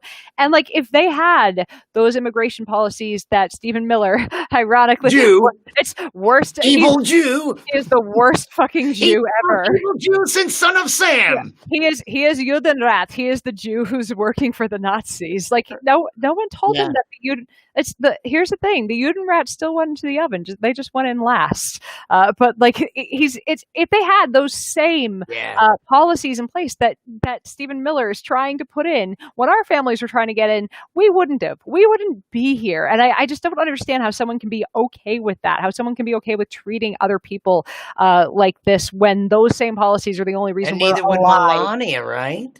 It's because, well, Melania, I did it the right way. Yeah, because you really deserved your genius visa. Obviously. Well, she is, I do sometimes think she's smart every time I see those videos where he tries to grab her hand and she swats it away. Oh, okay, that's interesting. She was smart enough to marry someone who, no, I can't even give her that. I want to know what is going on in that relationship, because those moments, it's almost like she could leave him. Is it money? But then why? But she won't take that. But I will not hold your hand in public. No, I won't go that far. She does sometimes, and I don't know if you know what? It's hard to speculate on what's inside someone's marriage, and it's funny because they dated for 5 years before they got married. I find that kind of fascinating because that's not typical, trophy wife stuff. Normally, it's quick engagement. Here's your, it's here's your contract for however many, whatever. But they were together for a while before. They've at least had sex once because Barron exists, and he, no matter what, you cannot escape that Trump chin. That's just all the kids were afflicted with it. I don't know what Barron even looks like, because unlike our previous presidents, this president doesn't have much to do with his son, and we never hear much about him. It's funny because he's Except on the other grown son. Once in a while. He is a tall fucking kid. He's taller than the president and Melania. That's the only thing I have to say about Barron, because that's all. He's very tall, and it's Melania was a It'll model. be interesting to see what he grows up into, if he ever writes a memoir or anything. It's Melania was a model, so he's a I don't know, 13, 14-year-old. I also wonder, we were talking about I was talking to a friend about wondering the same thing about Trump and Melania's relationship, and then I was like, questions to think about. Whether Trump wins this election, so he either loses this election or he loses 4 more, or he's done in 4 more years. Yeah, we assume. How long? Will Melania leave him? Once they're through the presidency, how long after that does the marriage come apart? If it does, I think she's just counting on him dying soon. He could also die. Obviously, he's not the healthiest guy. And I mean, I thought about this, and I know this makes me a bad person. So let's just think. I'm not saying. I'm not even suggesting that he dies in this instance, but think about this. He's having a thing tomorrow, right? He's having his little COVID sharing party tomorrow at the White House because he's a piece of utter trash. And he's barely like he's huffing and puffing and still not out of the woods on a deadly fucking virus. It's killed over 200,000 Americans.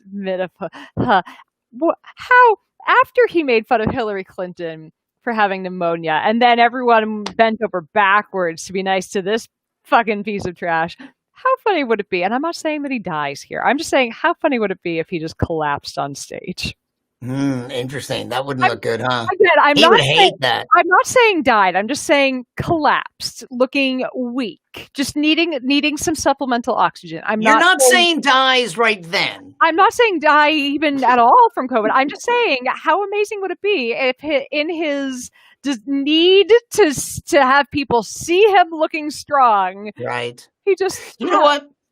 Recently, I saw this clip on YouTube that you can find. It's Conan O'Brien doing some shows in Chicago, and his guest on this episode it's not even the whole episode. I just watched the interview with Barack Obama, the young senator, who maybe even might run for president. He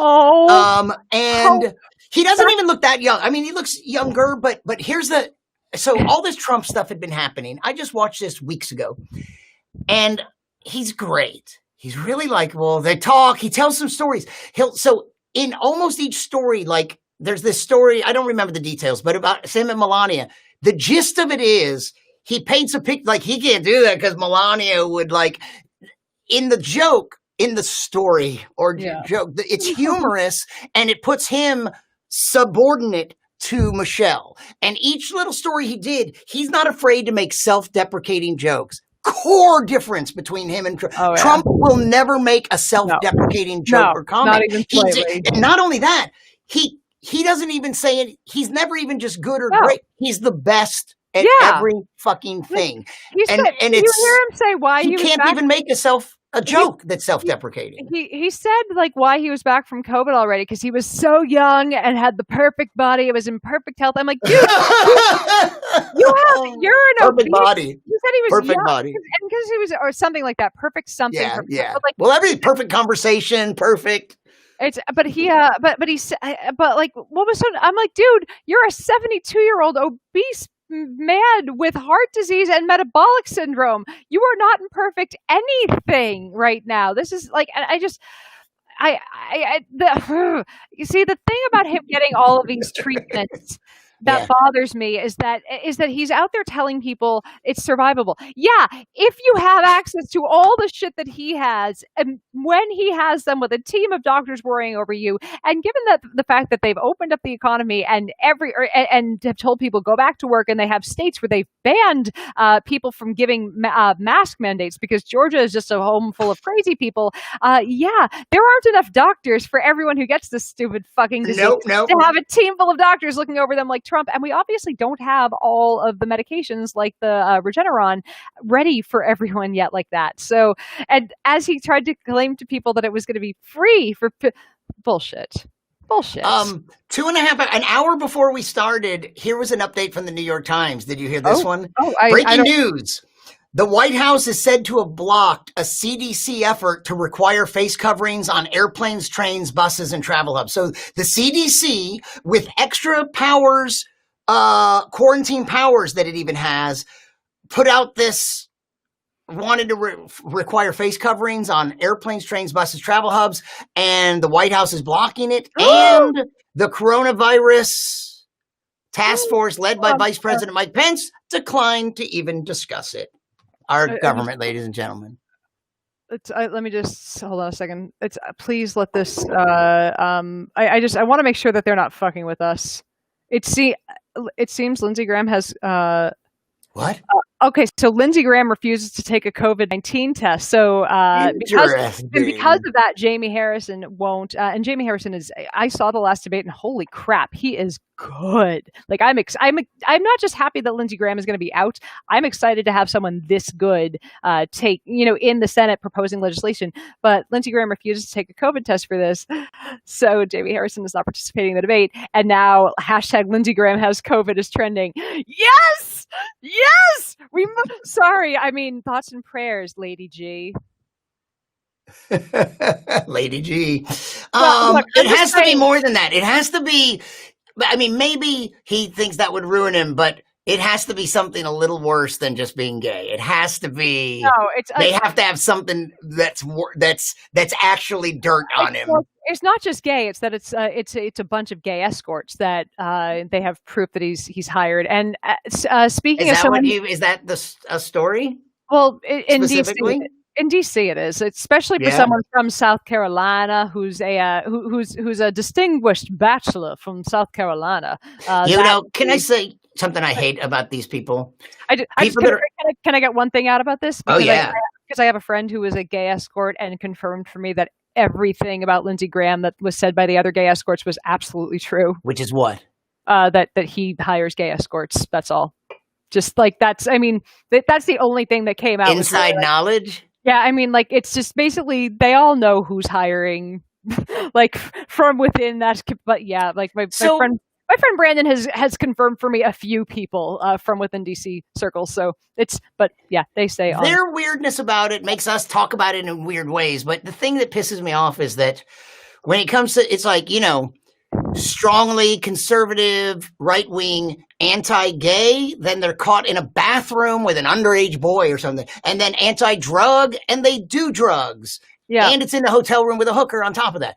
My thing is that it's like, God, I hate you because you're such a hypocrite. Because you could be a hero. You could be a hero to you could lead freedom for gays or decriminalization of drugs. Or in the very least, you could just shut the fuck up and not say anything because maybe you're not ready to be an out. Maybe you're not ready to be out. That's okay. But to fight it, to set back the progress, I hate that. I have no idea what it's. My friend Jamila, who's on the show last week. I love you, Jamila. She commented because she lives in DC. She said, "DC here, he has been seen, not even a secret." So like, it's really. That's fascinating. People here's the thing. I was joking about the fact that we knew Lindsey Graham was gay a long time ago, and then all the secrets tumbled out from gay escorts, and it's like I'm just saying, like, this is a thing that we've known, and like I don't know if people don't have to come out of the closet. Yeah, like I don't know. You're not really quite in the closet.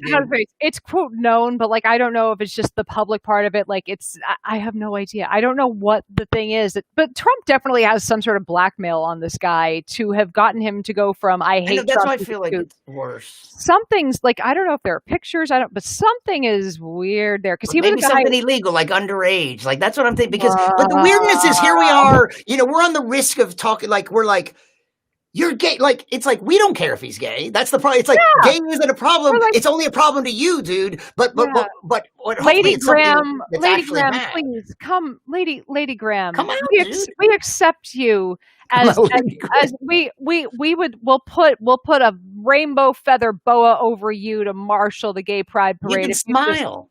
Come out, sorry, but I'm just saying it's okay to be TK. You can do it. It'll be fine. I would almost those people that are these anti-drugs that do drugs, anti-gay that are gay. I'm saying this sort of facetiously, but I would almost have more respect for an actual homophobic bigot who. At least he's being honest with who he is. There's something I really hate about the idea that someone would be gay and would go so out of their way to push an anti-gay agenda. That's so offensive that I almost have more respect for the bigot. I'm being, you know what I mean? Oh, yeah. I don't like bigots. Like, I don't know what, it's impossible to, like, other than knowing that, religion really fucks with people and telling them here is, this is bad, you have to, and like maybe they think if I can change, if I can fix the world, if I can make this not a thing of the world, I'll get rid of the temptation from myself. And so if I get rid of, if I quote, fix society, if I change society and get rid of all the gayness, then I won't be gay anymore. And I wonder if that's what does it. Like maybe if they think if I just push it all back and I've done my part to undo gay. And like that's all I can think. Like I have a friend that I knew from that I grew up with who like was raised Catholic and he was gay and he was against gay marriage because he was Catholic. I had a gay friend. He was raised Catholic. Same thing, and his mother didn't approve of his homosexuality. And he was a Republican, and he was against gay marriage. And I'm like, the only time I remember us discussing, I was like, how could you be against gay marriage? And he's like, it's too expensive to give them. What are you talking about? We get the tax breaks. So we give them to 90% of the people. Why can't the other 10% of people have them? That's not a good, what? Let's take away tax breaks from the straight people then. It was like, I don't know, but I think part of it was like, he needed the acceptance from his mom and he didn't get it. And the Republican agenda, I don't know what it was, but he was against gay marriage. That brainwashing and that being told that this part of you is deeply broken is hard to get away from. It's not that is something that they hammer away at really hard to relate to someone that didn't get that kind. I'm sure we all have certain conditions. I'm sure I've been conditioned in ways that I don't even realize, but not that one. There are things that we figure out, like it's eventually we're like, oh, that done fucked me up. I never thought of that. Yeah, what was I going to say? Let's see. I've kept you captive for an hour and a half now. Has there been anything going on in the chat? There have been quite a felicity. Russell lost our friend Russell Smith, who we love, who's here every week. Lost power due to Hurricane Delta, and then got power back. The power of prayer compels your electricity. I'm sure. Let's see. I hope all of you guys who are dealing with the hurricane tonight. Is this like your 37th hurricane out there this year in the Louisiana area? Dear God, I hope you guys are all safe out there, and that you're either battening down the hatches or running the fuck away, whichever one you've been given the order to do. Jesus. Let's see. Let's have a look at it's. Are there anything? Because I know that there were a few. Did you just say batten the hatches? Batten down the hatches? Yeah. Did you? Because earlier when you were describing your Victorian house with all these people, I actually thought of that. I was going to ask you because I don't even know what batten the hatches actually literally would look like. But I was like a picture because you said something about. You said it wasn't a cult, and I said not yet, and you were like, "Yeah, this year, crazy shit." And then I imagined having to batten the hat just because of rioting and shit like that. And then there's an awesome one. I love Elton John and Bernie Taupin, his lyricist, best lyricist. And there's an obscure song you never heard of, "Better Off Dead." But there's an amazing rhyme where he goes, "Well, they've locked up their daughters and they batten the hatches. They always could find us, but they never could catch us." I like that. That. It's a good lyric. Oh man, it's been a decent amount of time of chatting at a screen and at a bunch of humans and at a fierce pace. Yeah, we're both fast talking humans. I don't think we even got to the stuff that we thought. Here are things we can talk about. I don't even think we got to any of those. We had a list. We had things we had a plan. Oh, some COVID lifestyle stuff. Oh yeah. Can I tell you what? Like, do you want to look at the chat for a second though? One quick thing I want to know: are you willing? So a long time ago, and I need to tell you the backstory. A long time ago, people asked, "Is it possible to pass COVID through the computer?" So I decided to check by licking the screen. And so every week. Oh yeah, I've seen you do that. Would you like to join me for a screen lick? You can and I have to. Right now I can only wait. You can do it. I can if I do this. Yeah.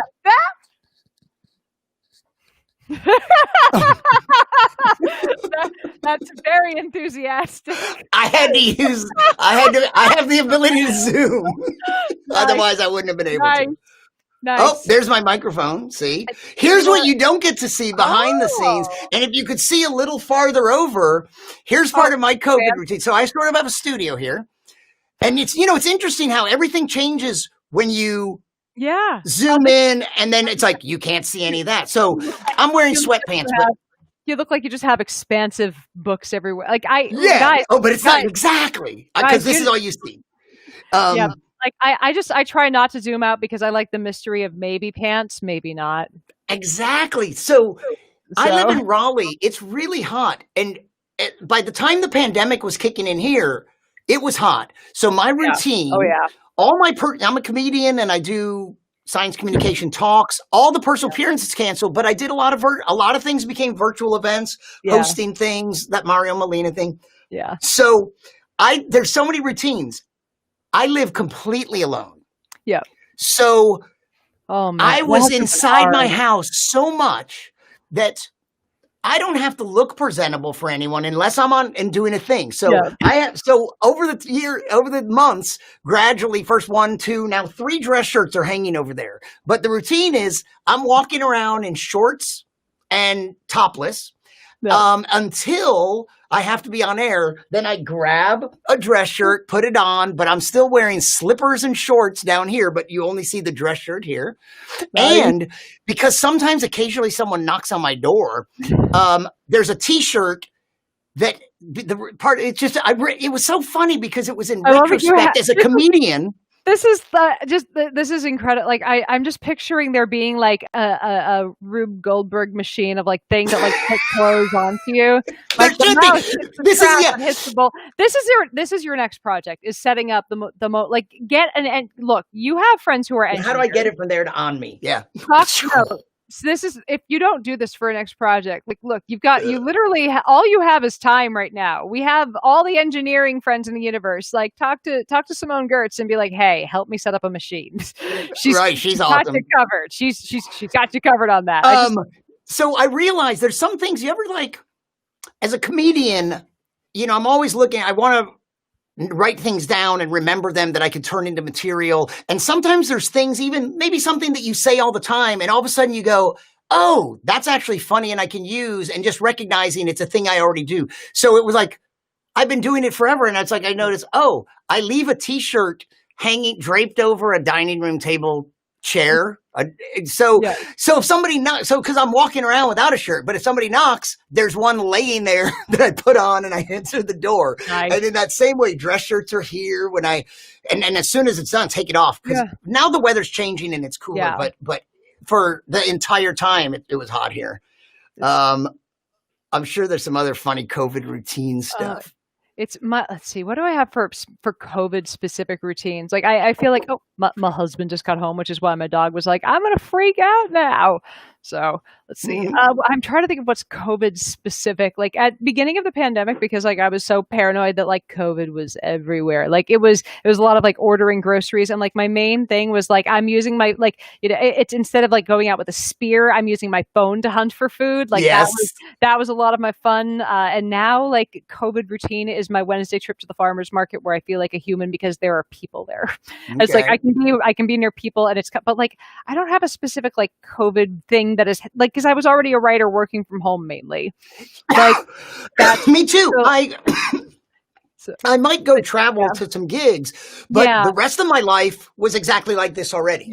Yep. And it's like it was already it's the one thing is like I can't bring my dog to I don't know. I haven't checked if the dog parks are open again now, but they probably are now, and that's probably something that I feel safe enough, like being just like people are not shall we say Trump rally crowded into the dog park. From the beginning, early routine, I never disinfected things, but I had a different. It's not that I didn't take precautions. Everything that I got delivered, except food. Anything that got delivered, and I was getting a lot of things delivered, I was still getting some tech gear that I needed and various things. But what I did instead is anything I got, I'd bring it in, and most of them I didn't need to open that day. So I would just put them aside, and I wouldn't get to them till a few days. And in all likelihood, any virus would be dead by then. So I put them in quarantine. It doesn't really seem to live. And I washed my hands. Yeah. But I didn't disinfect objects. Yeah, like I never disinfected stuff and it seems to not really like grabbing things on surfaces doesn't seem to be what does it. So it just seems to be after months of us being wrong about, I got a nasty message from someone like a week ago saying, "Do you take responsibility for the lives that were lost because you were wrong about masks at first?" I'm like, I was wrong in the exact same way that the CDC and the We're going to be WHO wrong were about masks. that's Yeah, not a like, bad kind of and wrong. and as soon as I knew that I was wrong, I apologized a zillion times Good. and self-corrected. And it was funny because like I was in a vaccine trial. I got injected Yeah. with either a placebo or the vaccine. So fingers crossed it was a vaccine, but I have to act as though it's the placebo because I don't fucking know. And it was funny because a bunch of us were discussing at the trial. But if you like, act as if it's a placebo, you won't get the placebo effect, it's right. which would throw off the thing anyway. Well, I mean, I just want I need to make sure I have antibodies, and they're going to test us for that. So that'd be neat. But anyways, they what was I going with that? Shit.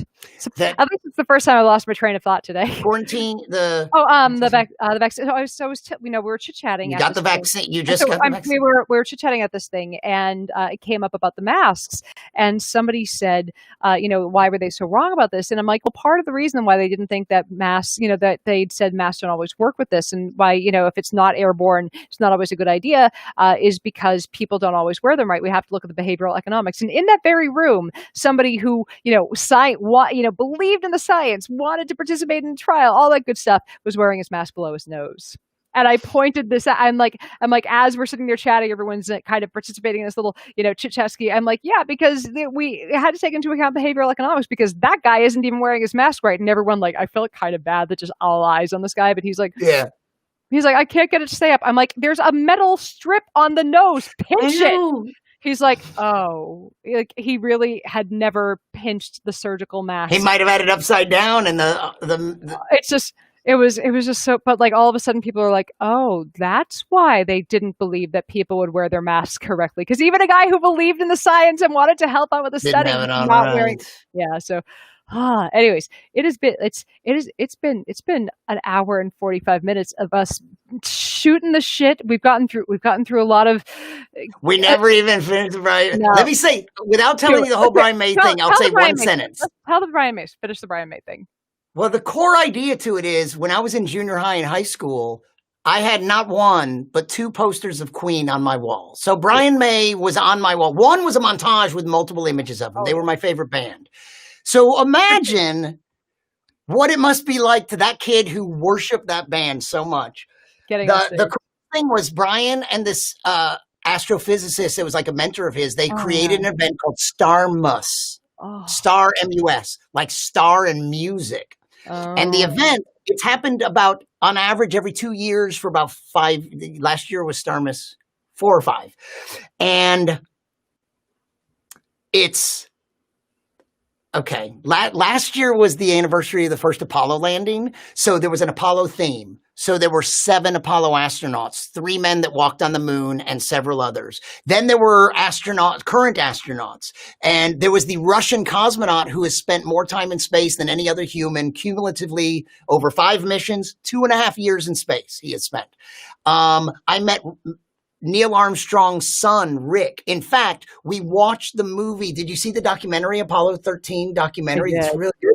Yeah. I had already seen it. I interviewed Poppy, whatchamacallit, Harlow? No, that's not the last name. Yes.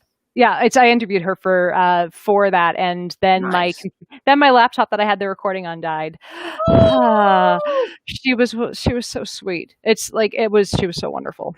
But I watched it for a second time at Starmus in this room where Buzz Aldrin was up there in the front row, Brian May was in the front row, all these other people and musicians. And I stood next to Neil Armstrong's son and watched it. And at the end, when he's waving after he's on land, it was really powerful to stand there. His son had his hand on having completed the mission. But they were in quarantine because we didn't know if they might have some space germs. So they're in a vehicle they're in a quarantine vehicle, but a young Neil, I'm standing with his son who is a couple decades older than the young Neil on the screen, probably. And he's watching. It was powerful. So I got to co-host the opening ceremony, and then there are talks by physicists, astrophysicists. There were 12 Nobel laureates there, big ones too.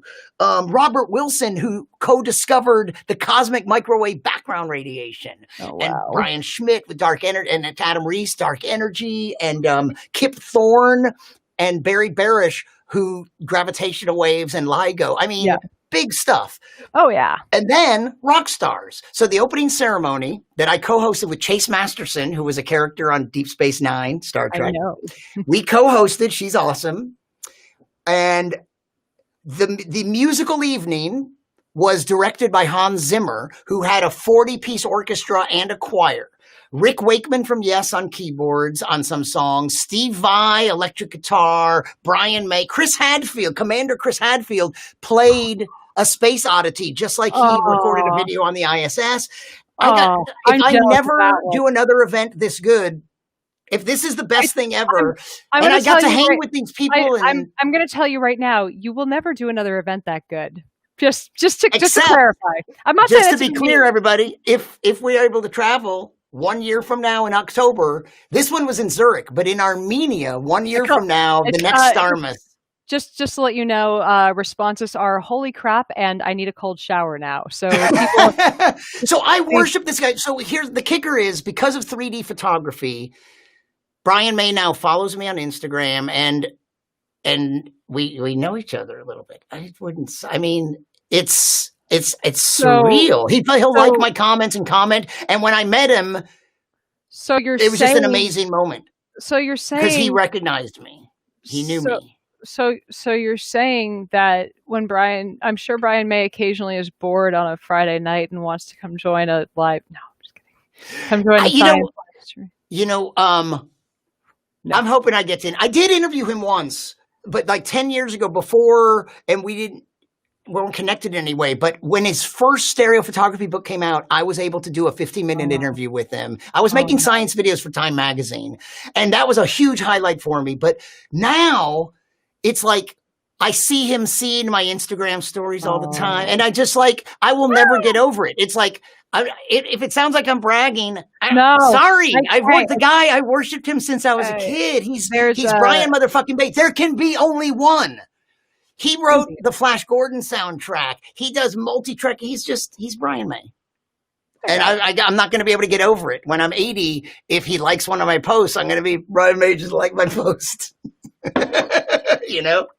It's I feel you. I've had a few people who I looked up to start following me, or in a few cases meet them IRL, and it's been a lot.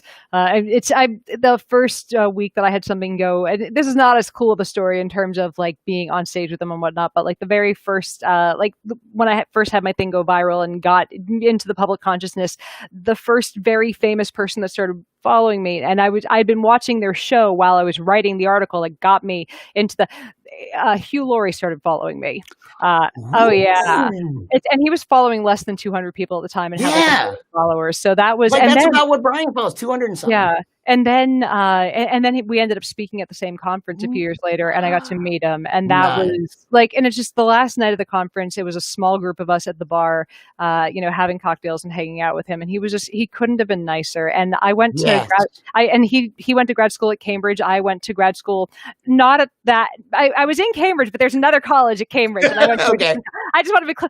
I did not go to Cambridge University. I went to a university that happens to be in Cambridge. I just wanted to. It's better if you just say you went to university in Cambridge. I want to be clear so that nobody in Cambridge, not at Cambridge. Yes, I wanted to be clear so that nobody thinks I was lying about my cred. But yeah, so I actually auditioned for the same theater troupe that Hugh Laurie got his start in, the Footlights. And when I told him that was, he said that exact phrase, but he said it with a different inflection. He kind of leaned back in the seat and went, really? And like it was just this. It was this nice little. We had this little like point of connection. It was that opening ceremony was the start of like a 5-day event, but I'll just leave it. The opening ceremony, when I was on stage hosting and bringing up, like I brought Steve Vai up, talked to him for a minute, then he played. Same with Rick Wakeman. But when I was on stage doing that, in the front row, there's so many amazing people there, but in the front row, I could see Buzz Aldrin over there. And over here, Brian Eno sitting next to Peter Gabriel in the front row, and I'm on stage. Tell me how surreal that is. I promise I'm not like thinking about how nice it would be to reach through the screen and strangle you. So I know. Lightly. I wouldn't strangle Peter you. Gabriel didn't participate, but he did participate in a previous year. He was just there and he spoke for a minute. But just to look out, Brian Eno sitting next to Peter Gabriel. Buzz Aldrin. It was insane. It was insane. And Brian May. No, Brian May was backstage. Never mind. But yeah. Good times. All right. It is. We went out on a high. We filled the time. We filled a high. Oh, I haven't. You know what? I haven't made. So just one quick comment. So Russell, who's dealing with the hurricane, commented, "What, babe? You weren't a Rhodes Scholar at Rhodes University?"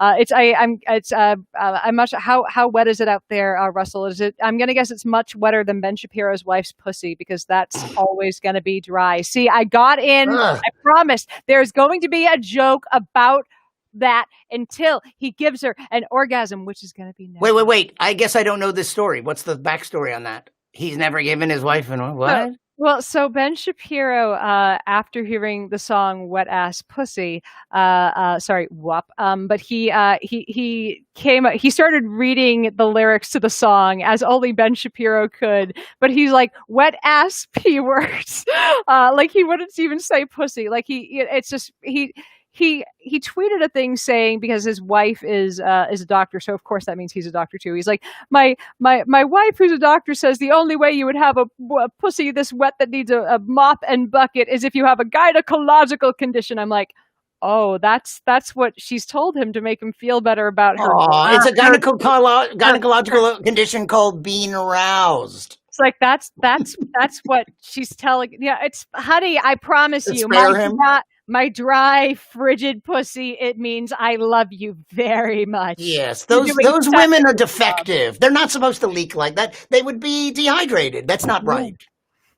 You're supposed to be dry, and it's supposed to scrape like that. It's better friction. So I'm just, oh God. So yeah, I've just decided that until Ben Shapiro apologizes for never pleasing a woman, I am going to unapologetically keep making jokes about his inability to please a woman.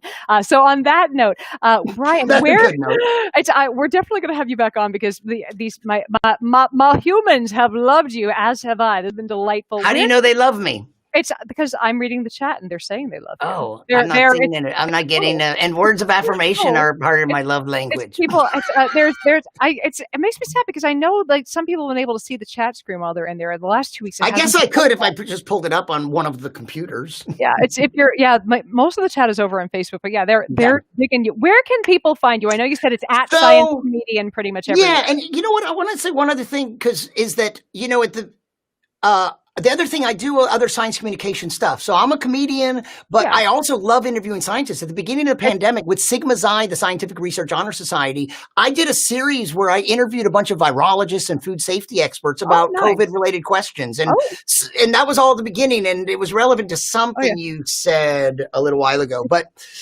it was really interesting when we had all these questions, especially at the start, to interview so many. So I love doing that too, and making it entertaining. And I don't have to always make it funny. So if you just remember Brian Malow, you don't have to remember. Just remember Science Comedian, because I'm sciencecomedian.com. I'm at Science Comedian on Twitter, Instagram, and YouTube. I'm now convinced that we're going to have to like make a show together of some sort. Maybe we should. We'll have to talk. This is gonna somehow we're gonna have to close a few tabs and find a way to make something. We could very easily do some, because we both have the tech, like just like this. We could. Whereas podcasts, it seems like you have to do more. This is pretty easy. We just do a live stream. I was just going to get a bunch of our favorite assholes on and make funny science, politics, life, world. Well, I have some ideas, because I've had a lot of project ideas, and if you wanted to discuss one, I think it would be fun. Somebody just commented over on YouTube, a tachyon is a particle whose mass is a complex number. Squaring a multiple of the roots of the square root of -1 makes it so that they cannot decelerate down to the speed of light. There we go. So they we can know only travel. That would be a particle that could, but theoretical could only travel faster than light. Yes. We're going to cut ourselves off now because it's been 2 hours and you animals would have us here forever, and I love you for it. Thank you. I like your fans, even though I didn't read the comments yet. Magic Star 343, you are a hero for bringing us in the definition of a tachyon. Brian, I love you so much. Thanks for hanging out with us. And my people, I love you guys. I will see you again on Sunday. We have a wonderful guest, and I'm just too look. It's what's your podcast again?